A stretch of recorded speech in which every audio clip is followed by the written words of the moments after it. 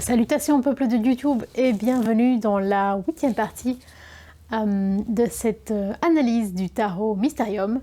Donc ici on est aux mineurs, donc c'est la deuxième vidéo sur les mineurs et on va terminer la suite des bâtons. Alors donc on est au 10 de bâton. Donc le 10 de bâton c'est une carte assez explicite, donc qui parle de surcharge, de fardeau, d'épuisement, du fait que c'est trop pour nous, qu'on a besoin d'aide, qu'on en a plein le dos, tout simplement.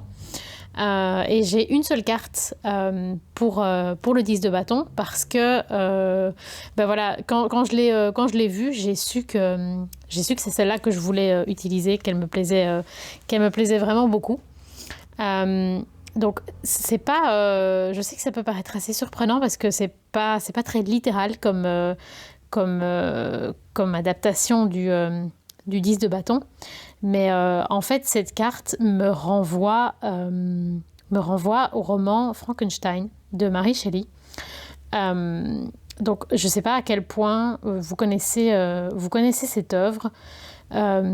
C'est un roman que j'aime énormément et j'ai remarqué au fil du temps qu'il n'y a pratiquement aucune adaptation de ce roman qui a été faite et qui montre que les gens ont compris de quoi ça parlait.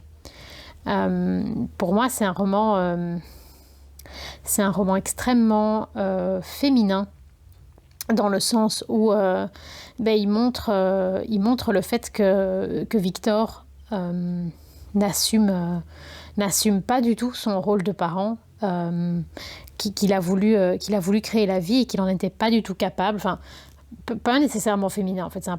C'est plutôt, de manière générale, un roman qui parle du fait d'être parent et de ne pas être capable et de ne pas vouloir assumer la responsabilité que ça représente.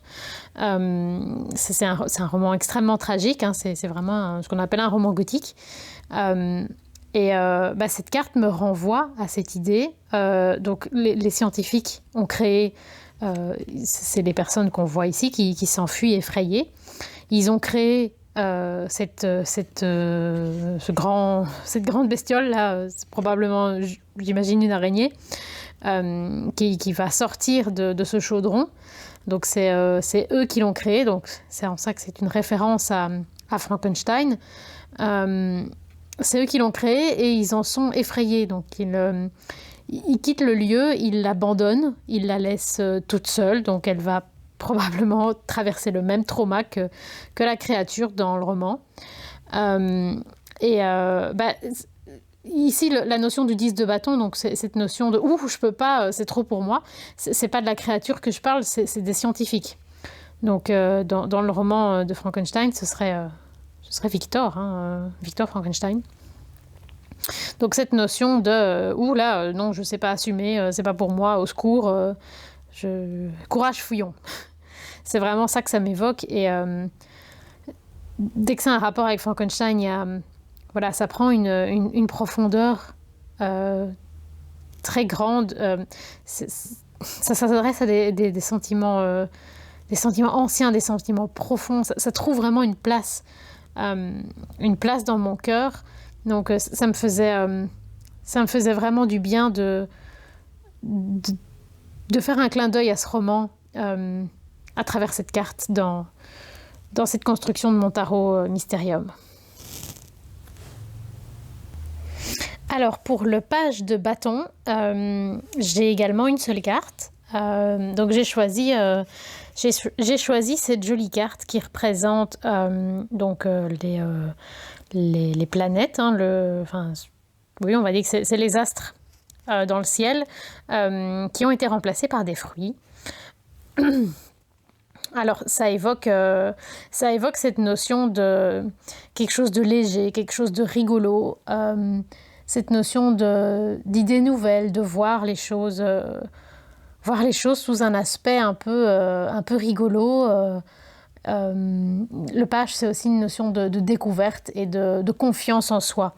Je trouvais que c'était une carte qui avait qui avait un côté léger, amusant et un peu cette idée d'avoir de l'audace en fait, de se dire bah non, moi j'ai envie de représenter ça comme ça, les planètes sont des fruits, pourquoi pas, voilà, c'est pas plus profond que ça, mais je trouvais ça chouette.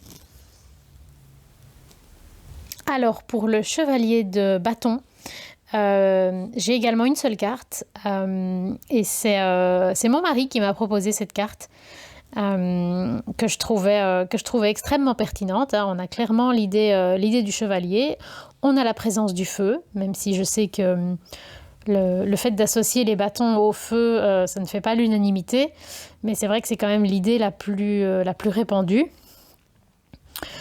Donc le chevalier de bâton, normalement, c'est, que nous dit Célia, l'impétuosité, la passion, l'impatience. Donc je le relis aussi, le fait que la flamme sorte de la gueule comme ça du dragon. Vous allez me dire c'est logique pour un dragon, mais ça me fait penser aussi au besoin, un besoin urgent de faire entendre sa voix, de faire entendre sa vérité, qui me renvoie un peu à l'énergie, un peu une énergie bélier. Je ne sais pas si c'est courant d'associer le chevalier de bâton au bélier, mais voilà, en voyant cette association, c'est ça qui m'a frappée. Et bon, je sais que dans le rider, il se dirige vers la gauche, ce qui est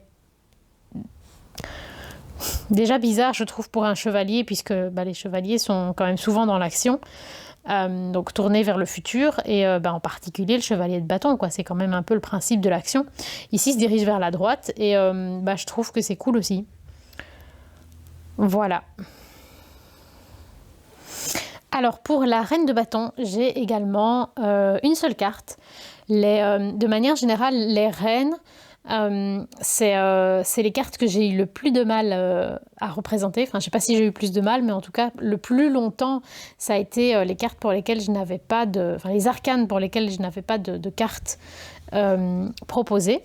Et en fait, j'ai choisi celle-ci. Alors, je pense que beaucoup de gens l'auraient plutôt choisi pour la force, de par la présence du lion. Mais pour moi, le lion dans la force, c'est... Enfin, je ne vais pas dire que c'est anecdotique, mais ce qui compte, c'est pas le lion dans la force. C'est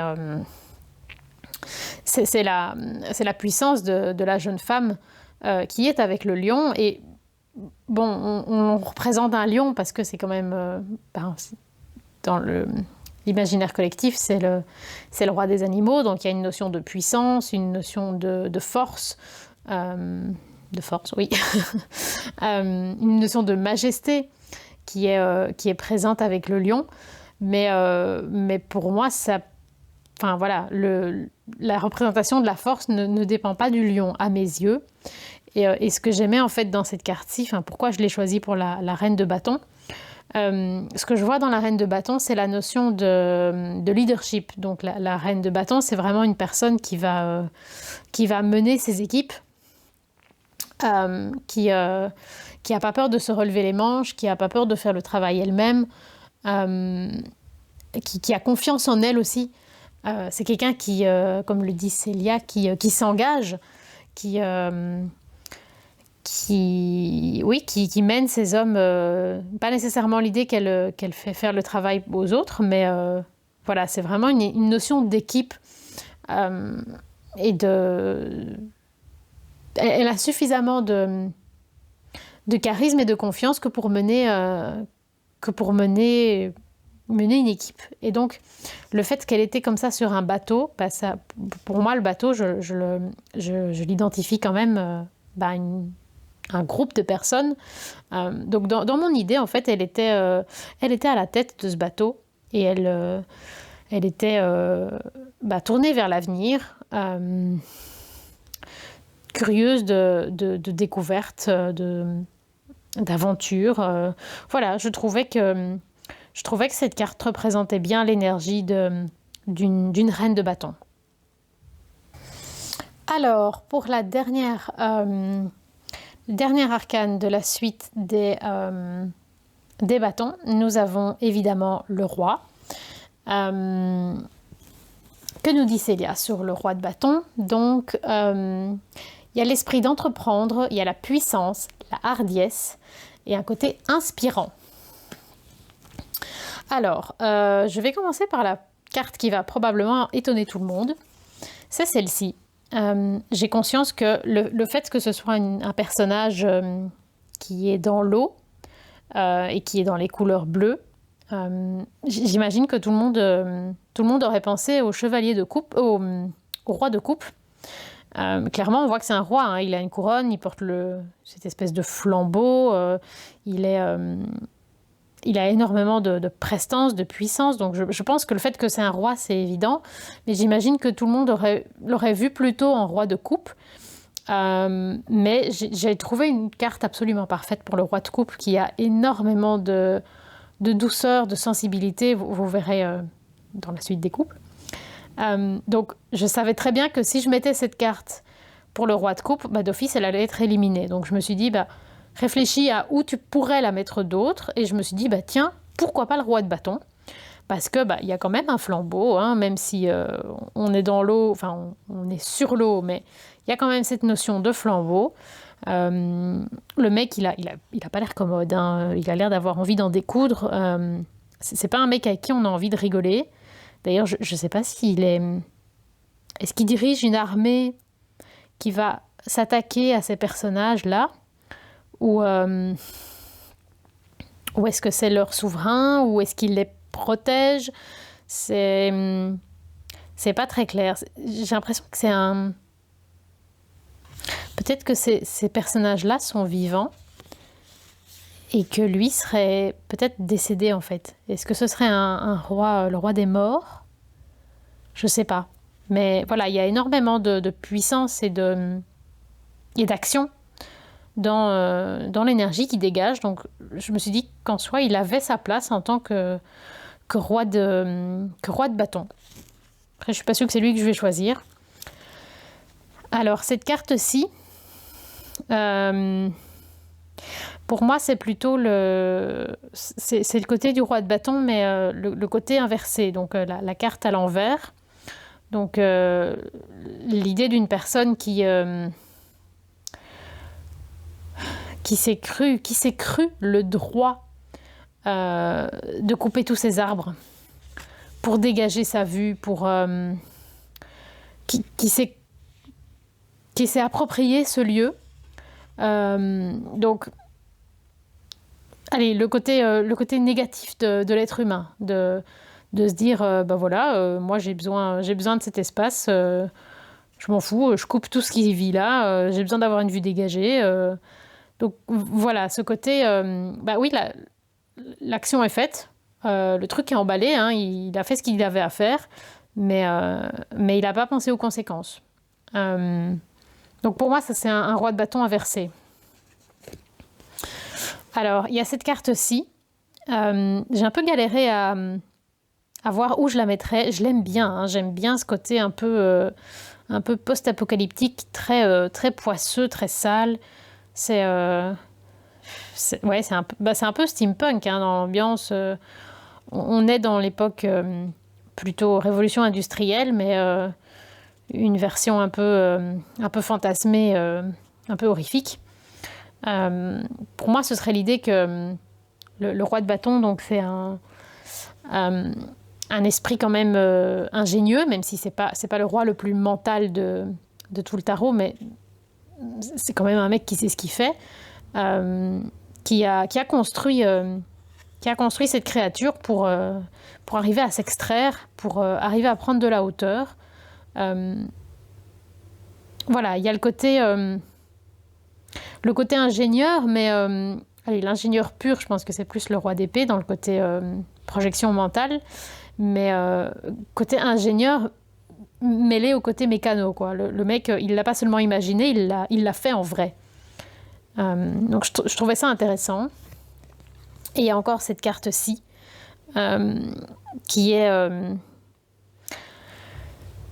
rappelle un peu, on est un peu dans les enfers là, avec ce mec qui va, je sais pas s'il va chercher la clé, il va chercher la solution, peut-être pour s'échapper, peut-être que cette clé ouvre une des portes sur lesquelles il est et qu'il est prisonnier dans cet enfer dans cette dimension démoniaque et que est-ce que ces tentacules, c'est une sorte de protecteur de cette dimension démoniaque et qui se bat contre ces tentacules pour essayer de s'en sortir ou au contraire, est-ce qu'il essaye d'attirer ce monstre, on va dire.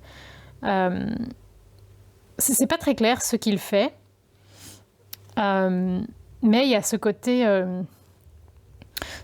hardi, ce courage, j'aime ce côté improbable où on se dit bah non, ça, on va pas faire ça, c'est complètement galère. Bah lui, il s'en fout, il le fait. Je trouve que ça colle. Je trouve que ça colle à l'énergie du personnage, j'ai envie de dire. Du coup, je suis un peu paumée. Je vous avoue que j'hésite surtout entre ces deux cartes-ci. Et je me demande si je vais pas choisir celle-ci parce que, enfin, ça aurait pu être aussi une énergie de chevalier, hein, mais que nous dit le petit bouquin sur le Really Poorly Written? Donc là, on a la reine. You discovered what sets your soul on fire. Now use that to make the world a better place. Put those mad leadership skills to work.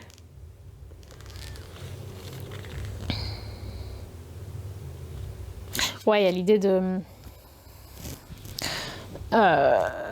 nouveau, cette idée de mener, d'être un leader. Je vous avoue, je préfère cette idée de leader chez la reine que chez le roi. Pour le moment, je vais prendre cette carte-ci. Je vais voir si je change d'avis. Dites-moi ce que vous auriez préféré, vous. Voilà. Donc, ceci achève la série des bâtons. J'espère que ça vous a plu. N'hésitez pas à me dire ce que vous en avez pensé, si ça vous parle, si vous auriez choisi d'autres cartes, si vous voyez d'autres choses, que vous auriez choisi les mêmes cartes que moi, mais que vous voyez d'autres choses que ce que je vous ai proposé. Voilà. Merci de m'avoir regardé. J'espère que cette série n'est pas trop longue. J'espère que c'est intéressant. En tout cas, moi, je m'éclate à le faire. Donc voilà. N'hésitez pas à liker, commenter, partager, vous abonner et soyez heureux. Longue vie et prospérité.